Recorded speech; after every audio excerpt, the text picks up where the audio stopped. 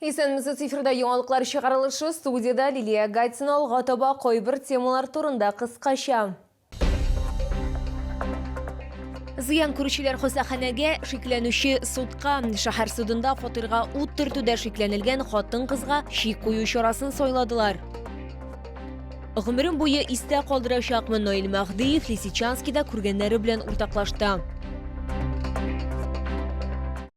Сизода 2 ой булачак. Бүген Ярчылы шәһәр судында фатирга ут төртүдә шикләнелгән хатын-кызга шик кую чарасын сайладылар. Исегезгә төшерәм, янгын 3 апрельдә 30-17 йортында булды. Бәхетсезлек очрагы нәтиҗәсендә егет белән кыз зыян күргән. Алар ашыгыч хезмәтләр килгәнче 3нче кат тәрәзәсеннән сикерә. Төрле дәрәҗәдәге җәрәхәтләр белән зыян күрүчеләр ашыгыч медицина ярдәме хастаханәсенә китерелә, шикләнүче судка. 7 апреля 2025 года в отношении подозреваемой умышленного повреждения квартиры путем поджога избрана мера пресечения в виде заключения под стражу на срок следствия до 3 июня 2025 года. Подозреваемой вменяется причинение значительного материального ущерба на общую сумму 1 миллион рублей. Карар законды кешенә кирмәгән әле якларга 3 көн бирелә. Шул вакыт эчендә суд карарына шикаят бирергә мөмкин. Миссия тәмамланды, волонтерлар чоллыга кайталар. Бүген аппарат киңәшмәсе вакытында шәһәр мэры шефлыкка алынган Лисичан шәһәренә үзенең чираттагы визиты турында сөйләде. Наил Мәхдиев Рөстәм Гатинга һәм аның командасына рәхмәт белдерде. Шулай ук чоллы табибларын да билгеләп үтте. Тулырак калдагы материалда. На всю жизнь я запомнил и запомню эти глаза людей, которые выстроились в очередь за тарелкой горячей гречневой каши с тушенкой.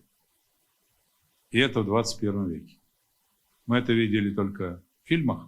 Шефлыкка алынган Лисичан шәһәрендә шәһәр башлыгы полевая кухня төркеменең чолы волонтерлары белән очрашкан. Рөстәм Гатин җитәкчелегендәге волонтерлар шәһәр ярдәме белән 2022 елдан илнең яңа төбәкләрендәге тыныч халыкны түләүсез кайнар ризык белән тәэмин итә һәм инде 4 миллион порциядән артык ризык әзерләргә өлгергәннәр. Никто, кроме нас, этим вопросом не занимался. С самого начала боевых действий челнинец Рустам Гатин пришел и предложил свои услуги. И не только предложил свои услуги, организовал эту работу. Мы поддержали финансово. Цена вопроса достаточно большая. И эти финансовые ресурсы были привлечены не из бюджета города.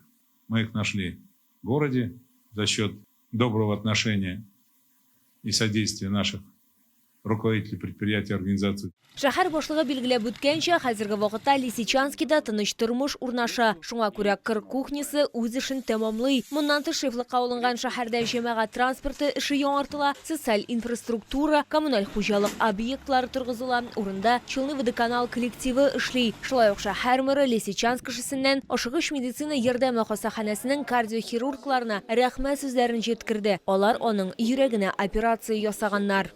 Он несколько десятков лет испытывал большие проблемы со здоровьем. Сердце – это мотор всего организма. И вот они провели, наши челнинские врачи. Рустам Гатин привез его в город Набережные Челны, разместил, устроил, договорился с руководством больницы скорой медицинской помощи. Ему провели операцию, и он так бегает, прям как молодой. Показал нам свое хозяйство, виноградник. Поблагодарил и сказал, что в Челнах очень высококлассные, высококвалифицированные и добрые доктора. Это вот оценка со стороны. Шәһәр мэры вәгъдә иткәнчә, автокала алга табада сугышчыларга һәм шефлыкка алынган Лисичан шәһәренә ярдәм итәчәк. Чаллы үзенекләрен ташламый. Лилия Гатина, Кирилл Хабзей, яңалыклар. Җиңүнең юбилей еллыгына 1 айдан артык вакыт кала. Исегезгә төшерәбез, Бөек Ватан сугышы ветераннары өчен өстәмә түләүләр әзерләнгән. 2025 елда җиңүнең 80 еллыгы уңайыннан арттырылган түләүләр каралган.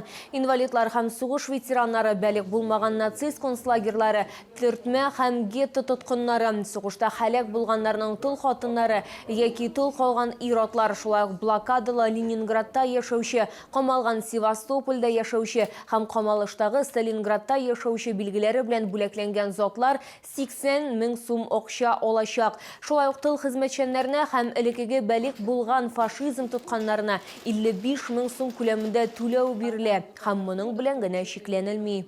Традиционно, ежегодно наши участники Великой Отечественной войны и инвалиды Великой Отечественной войны получают 10 000 рублей вместе с апрельской пенсией. Отмечу, что обращаться за этой выплатой необходимости нет. Все выплаты мы произведем беззаявительно по графику выплаты пенсии.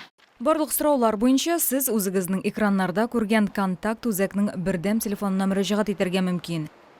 Йорчалы дәүләт педагогика университетының булачак абитуриентлары һәм максатчан укучылар югары уку йортының ачык ишекләре көнендә булдылар. Чарага 800-дән артык кеше килде. Алар мәктәпне тәмамларга җыенучы 10 һәм 11 сыйныф укучылары. Алар укыту юнәлешләре белән танышты, кызыксындырган сорауларны бирә һәм булачак һөнәрләрен билгели алдылар. Азалия Сабирова кичкенәдән педагог булырга хыяллана, шуңа күрә Йорчалы дәүләт педагогика университетына максатчан укырга керергә планлаштыра. Именно целевой, педагогический. Вообще, я с самого детства хотела стать педагогом. Я себя видела именно в работе с детьми.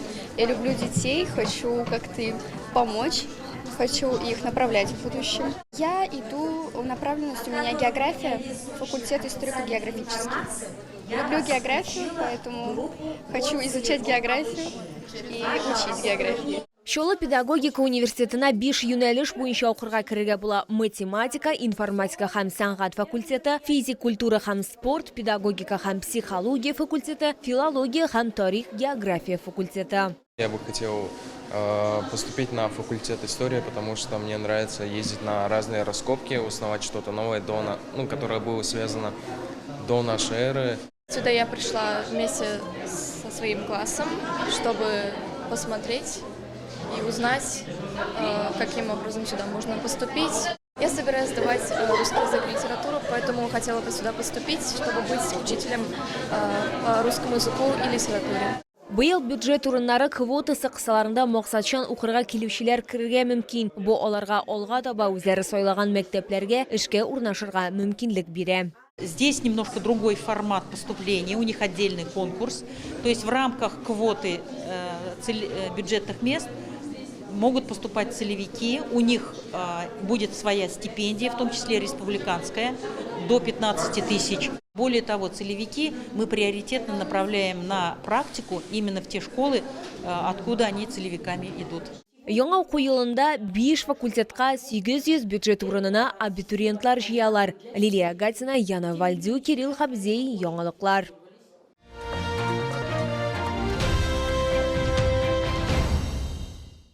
Беларусь киемнәре күргәзмә ярминкәсе Чаллы халкын үзенең язгы җәйге коллекциясе белән сөендерүен дәвам итә. Өстәвенә монда төрек текстилен дә сатып алырга мөмкин. Сезнең Муса Җәлил урамы 55Б үзәк рәт сәүдә үзәге элекеге балалар дөньясы бинасы адресы буенча көтеп калалар.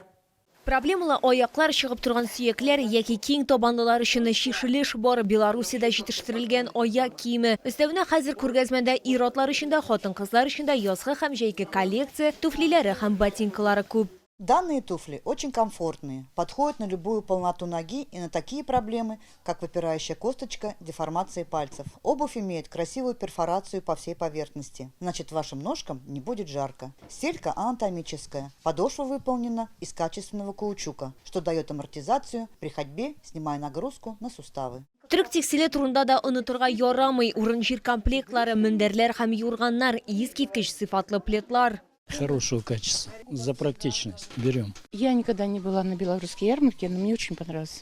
Первая примерка мне шикарно.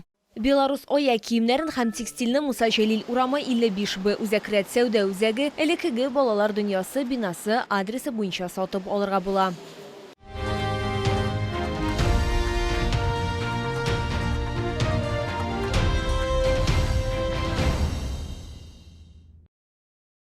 Бу сезгә җиткерәсе соңгы мәгълүматыбыз иде. Мин Лилия Гатин, сезнең белән сау булашам һәм яңа эш атнагыз уңышлы булсын дигән теләктә калам.